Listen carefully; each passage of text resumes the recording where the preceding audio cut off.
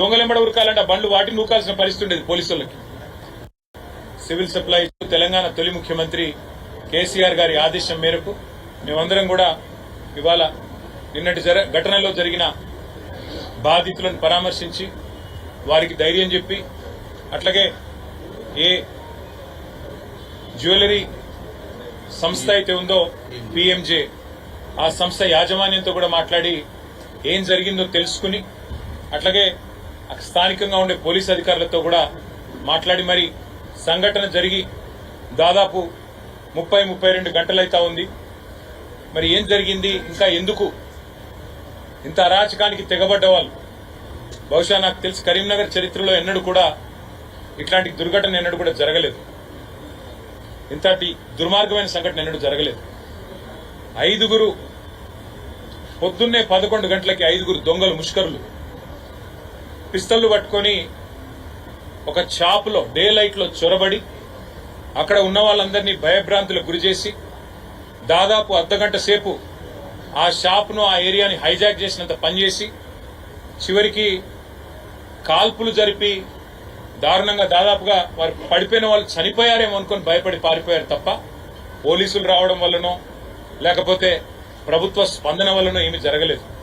ఇవాళ పరిస్థితులు ఎట్లా ఉన్నాయి తెలంగాణ రాష్ట్రంలో అంటే, కేసీఆర్ గారి ప్రభుత్వంలో ఆనాడు కేసీఆర్ గారు తీసుకొచ్చిన విప్లవాత్మకమైన వ్యవసాయ విధానాల వల్ల రైతు బంధు లాంటి పథకం కానీ, 24 గంటలు వ్యవసాయానికి ఉచితంగా విద్యుత్ ఇచ్చే కార్యక్రమం కానీ, పెద్ద ఎత్తున చెరువులను మిషన్ కాకతీయలో టేకప్ చేయడం కానీ, అట్లాగే నీటి వనరులను గోదావరి కానీ కృష్ణా కానీ సద్వినియోగం చేసుకోవడంలో కానీ ఇవన్నీ చేయడం వల్ల కేసీఆర్ గారి ప్రభుత్వంలో మన రాష్ట్రం పంజాబ్ను హర్యానాను తలదన్ని వ్యవసాయంలో నెంబర్ 1గా నిలిచింది. మరి వాళ్ళ రేవంత్ రెడ్డి గారి హయాంలో ఎట్లా ఉంది అంటే, బీహార్ను ఉత్తరప్రదేశ్ తలదన్ని నేరాలలో మన రాష్ట్రం నెంబర్ 1గా నిలిచే ఒక దౌర్భాగ్యపు పరిస్థితి దాపురించిందని చెప్పక తప్పడం లేదు. ఎన్నడూ కరీంనగర్ చరిత్రలో, నేను కూడా ఇక్కడ పుట్టినవాడిని, ఇక్కడ చదువుకున్నవాడిని 2-3 ఏళ్లు. కరీంనగర్లో నేను దాదాపుగా నాకు 45 ఏళ్ల సంబంధం ఉంది కరీంనగర్తో. ఈ కరీంనగర్ పట్టణంలో నాకు బుద్ధి తెలిసినప్పటి నుంచి ఇక్కడున్న పెద్దలు కూడా అందరిని అడిగినాను, జీవన్ రెడ్డి గారిని, కమలాకర్ గారిని, ఇంకా మా సోదరులందరినీ, ఎప్పుడన్నా ఎన్నడన్నా ఇట్లాంటి సంఘటన గురించి మీరు విన్నారా? 5 తుపాకులతో 5 ముష్కరులు వచ్చి ఒక వ్యాపార సముదాయంలో చొరబడి భయభ్రాంతులకు గురి చేసి దాదాపు 4-5 కోట్ల రూపాయల విలువైన సంపద దోచుకోవడమే కాకుండా 32 గంటలైనా పత్తాలేరు వాళ్ళని పట్టుకునే పరిస్థితి లేదంటే ఎంత దౌర్భాగ్యమైన పరిస్థితిలో రాష్ట్ర ప్రభుత్వం ఉన్నది, ఎంత హీనమైన పరిస్థితిలో ఈ నగరంలో పోలీసింగ్ వ్యవస్థ ఉన్నది, దాన్ని బట్టి చెప్పవచ్చు. శాంతి భద్రతలను పర్యవేక్షించాల్సిన రాష్ట్ర హోంశాఖ గౌరవ ముఖ్యమంత్రి గారి చేతిలోనే ఉన్నది. మరి ముఖ్యమంత్రి గారు ఏం చేస్తున్నట్టు, ఆయన కింద పనిచేస్తున్న పోలీసులు ఏం చేస్తున్నట్టు దీన్ని బట్టి అర్థం చేసుకోవచ్చు. ఇవాళ ఇదేదో ఒక సంఘటన కాదు ఈ రాష్ట్రంలో జరిగింది. ఈ మధ్యకాలంలో ఒక్కసారి మీరు చూడండి దయచేసి, హైదరాబాద్ శివారు ప్రాంతంలో చందానగర్ అనే ఒక ఏరియా ఉంటుంది. చందానగర్ అనే ఏరియాలో ఇట్లాగే ఒక జ్యువెలరీ షాప్ మీద పడి అక్కడ కూడా పొద్దుట పూటనే దాడి చేస్తే ఇంతవరకు ఆ సంఘటన ఏమైందో, ఎవరికి న్యాయం చేశారో ఇంతవరకు ఎవరికి తెలియని పరిస్థితి. నిన్నగాక మొన్న ఒక బహుశా వారం 10 రోజుల కింద అనుకుంటా, హైదరాబాద్ కి నడిబొడ్డు గుండెకాయ లాంటి కోటిలో ఏటీఎం వద్ద తుపాకులతో దాడి చేసి కాల్పులు జరిపి అక్కడ కూడా నగదెత్తుకొని పోయినారు. రాజధానిలో అక్కడా రక్షణ లేదు. ఇవాళ కరీంనగర్ లాంటి చైతన్యవంతమైన పట్టణంలో ఇక్కడ శాంతి భద్రతల మీద కనీస అదుపు లేదు, ఆజ్ఞ లేదు. ఏది కూడా ఇవాళ ఈ ఘాతకాలకు అంతం లేకుండా, ఏది కూడా కనీసం పర్యవేక్షించే నాదుడు లేకుండా అనాథగా మారిపోయినట్టుగా శాంతి భద్రతల విషయం కనబడతా ఉన్నది. నిజానికి కేసీఆర్ గారి నాయకత్వంలో ఆనాడు గంగుల కమలాకర్ గారు మంత్రిగా, నేను మంత్రిగా ఇదే కరీంనగర్ పట్టణంలో సేఫ్ సిటీగా కరీంనగర్ చేయాలి, స్మార్ట్ సిటీ మాత్రమే కాదు అని ఆలోచన చేసి 769 సీసీ కెమెరాలు పెట్టించాం. ఇది రాష్ట్ర ప్రభుత్వం తరఫున ఆనాడు ఒక ప్రత్యేకమైన చొరవ చేసి పెట్టించాం. కమలాకర్ గారు స్థానిక శాసనసభ్యుడు కూడా కాబట్టి ఆయనకు ప్రజల మీద ఉండే ఒక కమిట్మెంట్ తోని ఇక్కడ ఉండే అపార్ట్మెంట్లు కానీ, గేటెడ్ కమ్యూనిటీలు కానీ, బస్తీలు కానీ వాళ్ళందరినీ మోటివేట్ చేసి ఆయన కూడా దాదాపుగా రకరకాలుగా పర్సనల్ కెపాసిటీలో, ఆ కమ్యూనిటీ కెపాసిటీలో ఒక 1000 పైచిలకు సీసీ కెమెరాలు ఆయన కూడా పెట్టించారు. అంటే ఒక సేఫ్ సిటీగా ఉండాలి. ఎక్కడైనా ఒక చిన్న చీమ చిటుక్కుమన్నా, ఒక నేరం జరిగినా, ఒకరు వాకింగ్కి పోయినా పొద్దున మన కుటుంబ సభ్యులు, లేదా ఒక పార్కుకి పోయినా, ఒక షాపుకు పోయినా, ఇంకొకడికి పోయినా సేఫ్గా మళ్ళీ ఇంటికి రావాలి. ఎవరైనా నేరం చేయాలి అంటే భయపడాలి అనే విధంగా మేము ఆనాడు బ్రహ్మాండంగా కార్యక్రమాలు తీసుకున్నాం. ఒక సీసీ కెమెరాలు మాత్రమే కాదు, ఆ రోజు శాంతి భద్రతల విషయం ఎంత పటిష్టంగా ఉండేదంటే కేసీఆర్ గారి నాయకత్వంలో, కేసీఆర్ గారు ముఖ్యమంత్రి అయిన తర్వాత ఇచ్చిన మొట్టమొదటి జీవో హోంశాఖకే ఇచ్చారు. ఇచ్చి రాష్ట్ర వ్యాప్తంగా అప్పటికి ఆ డొక్కు బండ్లు ఉండేటి పోలీసులకు, అవి నూక్కుని దొంగలెంబడ ఉరకాలంటే ఆ బండ్లు వాటిని నూకాల్సిన పరిస్థితి ఉండేది పోలీసులకి. అట్లాంటి బండ్లన్నీ తీసేసి బొలేరో వాహనాలు, ఇన్నోవా వాహనాలు, రాష్ట్ర వ్యాప్తంగా 350 కోట్లు మొదటి జీవో. ఎందుకంటే శాంతి భద్రతల పరిరక్షణకి టాప్ ప్రయారిటీ ఇచ్చి కేసీఆర్ గారు రాష్ట్ర వ్యాప్తంగా ఆధునీకరించారు. మొత్తం అన్ని వెహికల్స్ ని ఆధునీకరించి నూతన వెహికల్స్ ఏర్పాటు చేసి ప్రతి పోలీస్ స్టేషన్ కి అలవెన్స్లు ఇచ్చి సీసీ కెమెరాలు ఏర్పాటు చేసి, అట్లాగే అన్నిటికన్నా మించి డెటరెన్స్ కోసం, డెటరెన్స్ అంటే నేరం చేయడానికి భయపడాలి, పోలీసింగ్ కనబడాలి అని చెప్పి ఇంటర్సెప్టర్ అనే వాహనాన్ని తీసుకొచ్చారు. ఇంటర్సెప్టర్ అంటే ఏంది? Interceptor is nothing but a mini police station. ప్రతి చౌరస్తాలో కేసీఆర్ గారి గవర్నమెంట్ లో ఒక ఇంటర్సెప్టర్ వాహనం ఉండేది. ఎందుకంటే ఎవరైనా నేరం చేయాలి అంటే అక్కడ పోలీసు వాళ్ళ బండి కనబడుతున్నది, మనం ఎటుపోయినా తప్పించుకోలేము అనే ఒక భయం ఉండేది. మరి ఈరోజు ఆ ఇంటర్సెప్టర్ వాహనాలకు దిక్కులేదు. మన రామగుండం పోలీస్ కమిషనరేట్ పరిధిలో నేను చూశాను, ఈనాడులో వార్త వచ్చింది, పోలీసు బండిలో డీజిల్ లేక పోలీసు వాళ్ళు బండ్లు నూక్కుంటూ పోతా ఉన్నారు. ఈ రోజు రాష్ట్రంలో ఇది పరిస్థితి. మరి హోంమంత్రి ఎవరయ్యా అంటే ద గ్రేట్ రేవంత్ రెడ్డి గారు. నేను అనేది ఇవాళ ఈ రాష్ట్రంలో ఈ రకంగా పోలీసుల వ్యవహారం ఉంటే ఆ పోలీస్ మంత్రి గారు ఏం చేస్తున్నట్టు, ప్రభుత్వం ఏం చేస్తున్నట్టు, పట్టపగలు 11 గంటలకి ఉదయమే 5 తుపాకులతో కరీంనగర్ లో దుండగులు సంచరిస్తుంటే ఏం చేస్తున్నట్టు ఇక్కడ పోలీస్ యంత్రాంగము? గుడ్డి గుర్రాల పనులు దొంగతున్నారా? ఏం చేస్తున్నారు? మా కార్పొరేటర్లను తీసుకొని పోయి ఎప్పుడో 20 ఏళ్ల కిందటి కేసులు పెట్టి జైళ్లలో పెట్టడం, మా వాళ్ళు పిల్లలు ఎవరైనా సోషల్ మీడియాలో పోస్ట్ పెడితే ఫోన్ చేసి బెదిరించడం, ఒక రీట్వీట్ చేస్తే 20 రోజులు జైల్లో పెట్టడం, ఇదేనా పోలీసింగ్ అంటే ఈ రాష్ట్రంలో? ఈరోజు ఎంత అరాచకమైన పరిపాలన! నేరాలు, ఘోరాలు, వీటి నియంత్రణలో ప్రభుత్వ వైఫల్యం వల్ల, ఇవాళ శాంతి భద్రతలు అడిగంటిపోవడం వల్ల ఇవాళ మనం బీహార్తో ఉండే పరిస్థితులతో పోటీ పడే ఒక దౌర్భాగ్యపు పరిస్థితి ఈ కాంగ్రెస్ ప్రభుత్వం వల్ల, రేవంత్ రెడ్డి గారి వల్ల వచ్చింది అని చెప్పక తప్పదు. ఇవాళ ఒక సేఫ్ స్టేట్ గా ఉన్న తెలంగాణలో 2.5 ఏళ్లలో అన్ని వ్యవస్థలు కుప్పకూలిపోతా ఉన్నాయి. ఒకవైపు ఎండాకాలంలో విద్యుత్ ఇచ్చే పరిస్థితి లేదు, విద్యుత్ కోతలతో ప్రజలు అలమటించిపోతా ఉన్నారు. తాగునీటిని కనీసం మెయింటైన్ చేసే పరిస్థితి లేదు మిషన్ భగీరథ. ఇంకా ఎండాకాలం పూర్తిగా రానే లేదు, ఎక్కడికక్కడ నీటి ఎద్దడి. ప్రజలు మమ్మల్ని అడుగుతా ఉన్నారు, అన్న బోర్లు కావాలి, ఊర్లలో బోర్లు కావాలి, పట్టణంలో బోర్లు కావాలి అని అడిగే పరిస్థితి. ఏమైందయ్యా మిషన్ భగీరథ అంటే? అధికారులను అడిగితే మెయింటెనెన్స్ లేదు సార్, గవర్నమెంట్ కి ఇష్టం లేనట్టుంది సార్, ఏం చేయాలి వాళ్ళు అంటా ఉన్నారు. ఒక్కొక్కటిగా వ్యవస్థలు కుప్పగూలిపోతా ఉన్నాయి. కానీ ఆందోళనకరం ఏమంటే ఇవాళ ఆ కుటుంబ సభ్యుల్ని కలిసినాం, ఆ 4 ఎంప్లాయీస్ ఎవరికైతే గాయం తగిలిందో వాళ్ళ కుటుంబాలను కలిసినాం. వాళ్ళు అంటున్నారు, అన్న ఇవాళ మా వాళ్ళకి జరిగింది రేపు మిగతా వాళ్ళకి జరగదని గ్యారంటీ ఏంది? ఇట్లే ఉంటుందా రాష్ట్రంలో పరిపాలన అని ఆ కుటుంబ సభ్యులు అడుగుతుంటే చెప్పినాం, మేం మాట్లాడతామమ్మా, ప్రభుత్వాన్ని మేము నిలదీస్తాము, గట్టిగా అడుగుతాము. ఇదేనా పరిపాలించే పద్ధతి? ఇదేనా మీరు శాంతి భద్రతలు మెయింటైన్ చేసే పద్ధతి? పట్టపగలు ఇంత ఘోరం జరిగితే 32-33 గంటలైంది, ఒక్క అరెస్ట్ లేదు. కనీసం అసలు సీసీ కెమెరాల్లో ఓపెన్ గా వాళ్ళు మాస్క్ కూడా దొడుక్కోలేదు ఆ దుండగులు. అయినా మీకు కనీసం వాళ్ళని పట్టుకునే తెలివి లేదు. వెంటనే నాకాబందీ చేసి ఎక్కడికక్కడ బ్యారికేడ్లు పెట్టి ఎటు పోయినారు చూసుకొని ఎంత దూరం పోతారండి?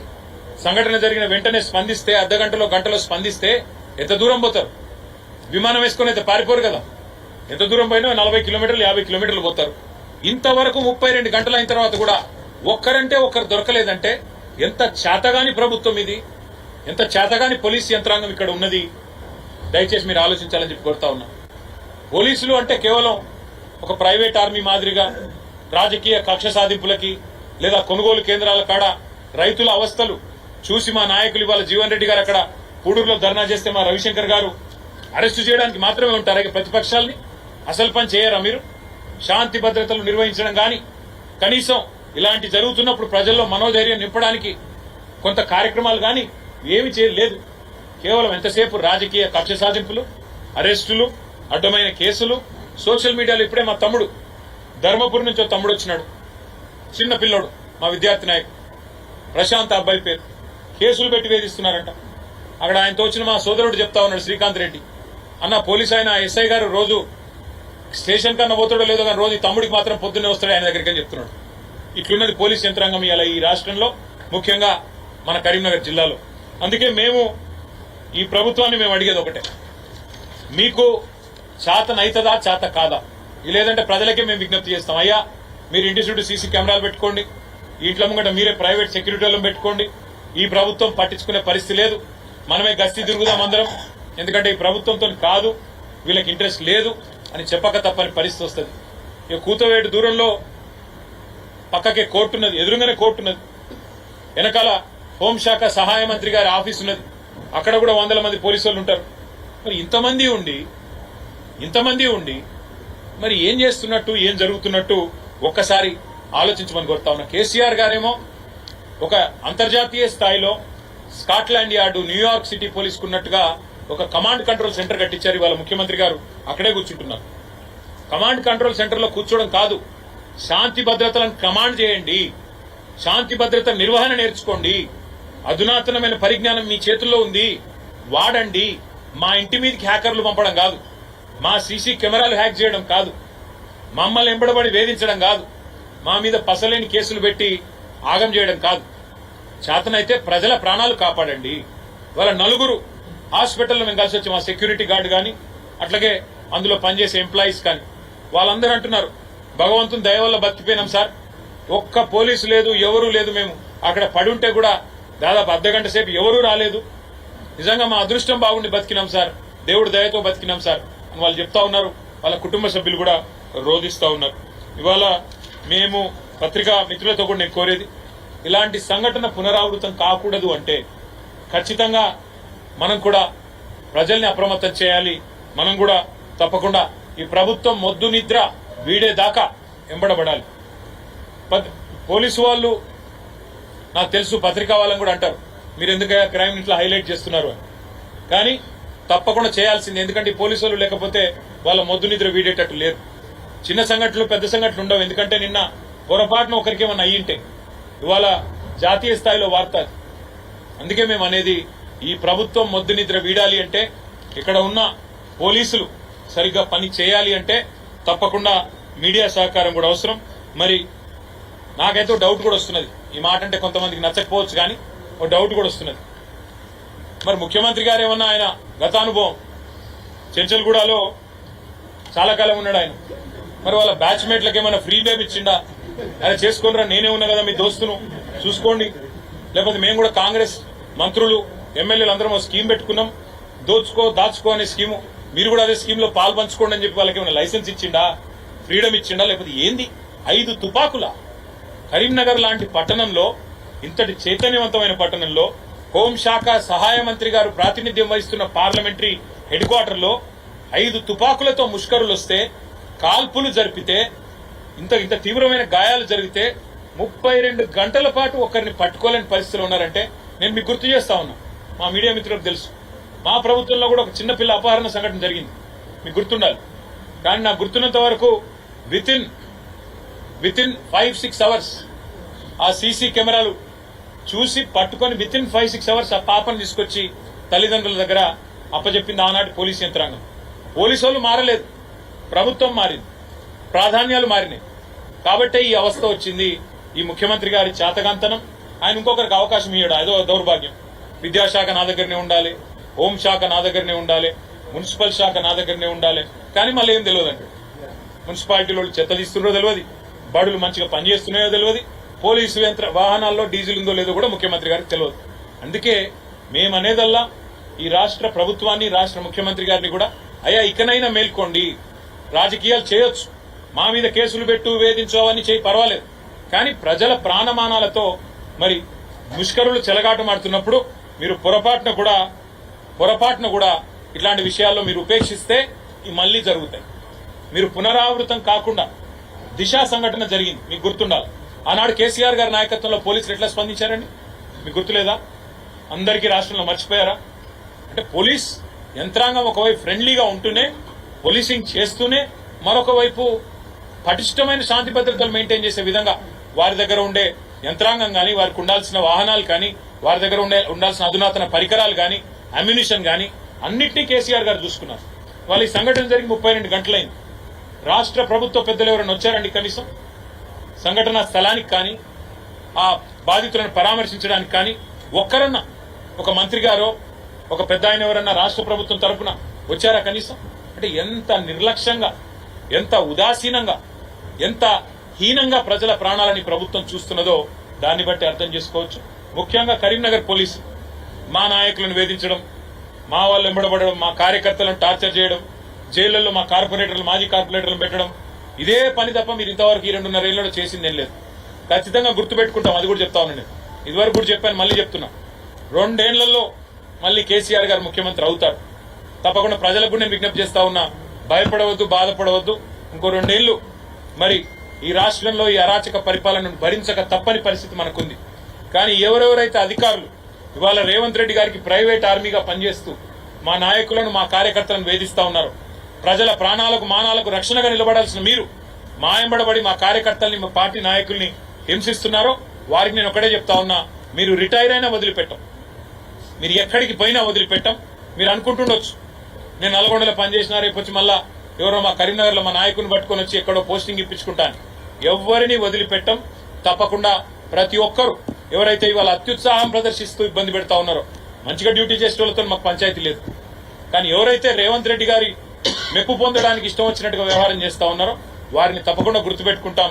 అన్ని రాసుకుంటున్నాం, అన్ని చూస్తా ఉన్నాం, ఏది మర్చిపోము. కానీ అవన్నీ ఒక పక్కనైతే మొదలైతే మీరు చేయాల్సిన డ్యూటీ మీరు చేయండి. పోలీసులు చేయాల్సిన పని పోలీసులు చేయాలి, ప్రభుత్వం చేయాల్సిన పని ప్రభుత్వం చేయాలి. లేకపోతే కరీంనగర్ లో, హైదరాబాద్ లో జరిగిన దుర్ఘటనలు రాష్ట్రం అంతటా కూడా జరిగే పరిస్థితి ఉన్నది.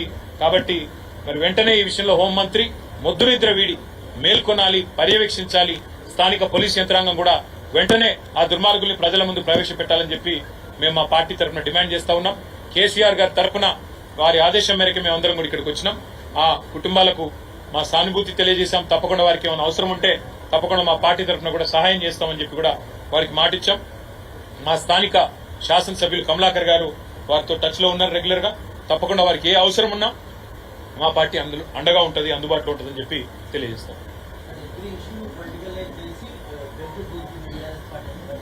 ఇప్పుడేమైనా ఎలక్షన్ ఉందా?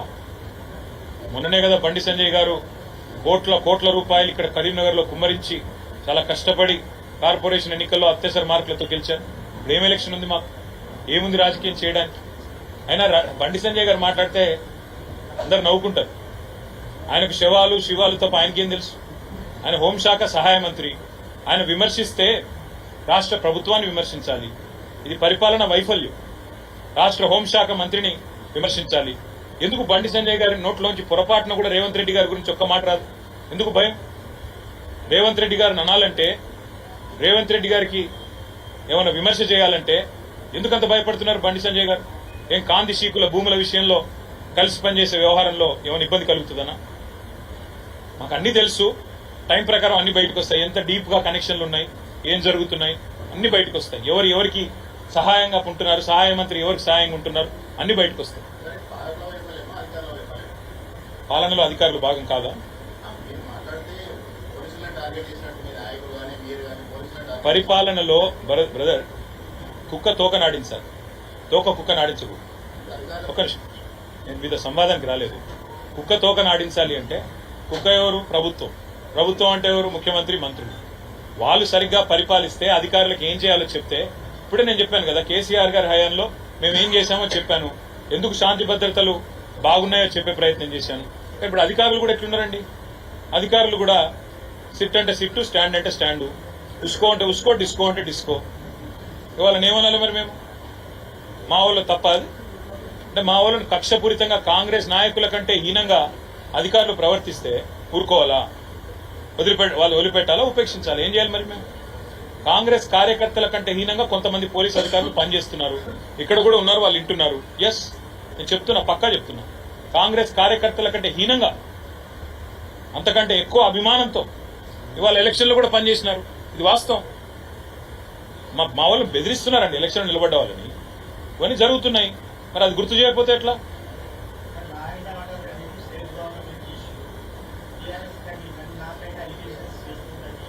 ఏం అలిగేషన్ చేసినాము? ఆయన మీద ఏం అలిగేషన్ చేయలేదు. ఏమన్నామంటే అప్పుడప్పుడు సహాయ మంత్రి గారు, కేంద్ర హోంశాఖ సహాయ మంత్రి, ఆయన అప్పుడప్పుడు రాష్ట్ర ప్రభుత్వం మీద కూడా మాట్లాడాలి కదా. ఎంతసేపు మా మీద పడి ఏడ్చులు ఎందుకని మేము అంటున్నాం.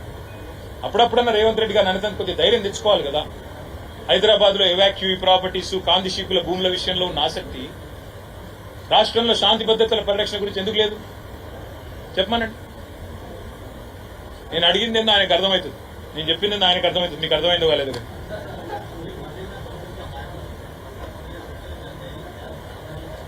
బ్రదర్, ఒకటి చెప్తాను. ప్రభుత్వం అన్నప్పుడు నిర్వహణలో కొన్ని దుర్ఘటనలు జరుగుతాయి, నేను కాదంటలేదు. వాటి మీద ప్రభుత్వం ఎట్లా స్పందించింది అన్నది పాయింట్. ఎస్, మా గవర్నమెంట్ లో కూడా జరిగినాయి, నేను కాదంటే కొన్ని జరిగినాయి. ఎంత స్విఫ్ట్ గా పట్టుకున్నాం వాళ్ళని, ఎంత స్విఫ్ట్ గా పనిష్ చేసాం. ఇప్పుడు నేను దిశ ఎన్కౌంటర్ గురించి చెప్పాను, దిశ సంఘటన గురించి చెప్పాను. ఏం జరిగింది, ఎంత స్విఫ్ట్ గా గవర్నమెంట్ స్పందించింది. అట్లాగే ఈ రోజు కూడా నేను అనేది 32 గంటలు అయిపోయిందండి సంఘటన జరిగి. ఒక్క మంత్రికి టైం లేదా? జిల్లాలో ఎంతమంది ఉన్నారు మంత్రులు? 3 ఉన్నారు. ఒక్కరికి సమయం దొరుకుతలేదు ఇక్కడికి వచ్చింది. ఒక్క బాధ్యత గల వ్యక్తి ప్రభుత్వంలో వచ్చి చూడడానికి అవసరం లేదా? ఇదేనా మరి ప్రభుత్వాన్ని నడిపే పద్ధతి, ప్రజలకు ధైర్యం చెప్పే పద్ధతి? ప్రభుత్వ స్పందన కొరవడింది, ప్రభుత్వంలో చలనం కొరవడింది, ప్రభుత్వంలో మానవత్వం కొరవడ్డది, ప్రభుత్వంలో ధైర్యం చెప్పే గుణం కొరవడ్డది. అది మా బాధ. ఇప్పుడేం ఎన్నిక లేదు, ఇంకోటేమీ లేదు కదా బ్రదర్.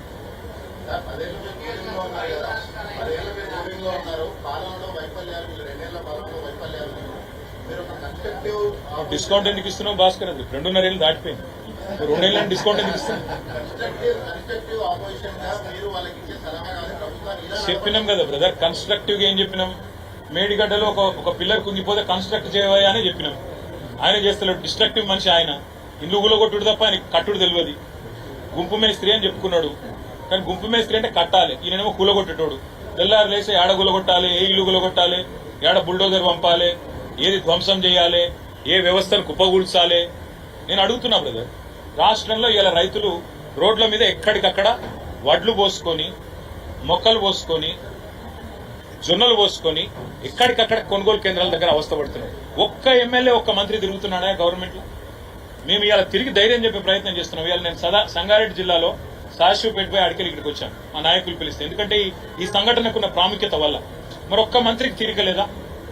ప్రతిపక్షంలో ఉన్న మేము ఇవాళ మేము ఇంత సోయితో మేము తిరుగుతుంటే 3 మంత్రులున్న కరీంనగర్ జిల్లాలో ఒక్క మంత్రి గారు రారా? ఏం పద్ధతి ఇది? ఇది కన్స్ట్రక్టివ్ ఆపోజిషన్ చేయాల్సిన పనే కదా. నిర్మాణాత్మక సూచనలు ఇస్తున్నాం. 769 సీసీ కెమెరాలు పెట్టాం, పని చేస్తూనే లేవో చూసుకోండి. కమాండ్ కంట్రోల్ సెంటర్ పెట్టినాం, అది పనిచేస్తుందో లేదో చూడండి. ఇంటర్సెప్టర్ వాహనాలు తిరిగి ప్రవేశపెట్టండి.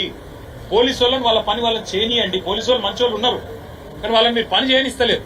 వాళ్ళని ఏం చెప్తున్నారు? ఇగో కమలాకర్ ఏం చేస్తుండో చూడు, కౌశిక్ రెడ్డి ఏం చేస్తుండో చూడు, జీవన్ రెడ్డి గారు ఎక్కడ ధర్నా చేస్తుండో చూడు. ఇదే పనిలో పెట్టిన వాళ్ళని. మా పొలగాన్ని ఎవరు సోషల్ మీడియా పోస్టులు పెడుతుండో చూడు, ఎవడు రీట్వీట్ కొడుతుండో చూడు. ఇదే పని పోలీసులు. అందుకే ప్రభుత్వంలో ఎవరు చేసే పని వారు చేస్తే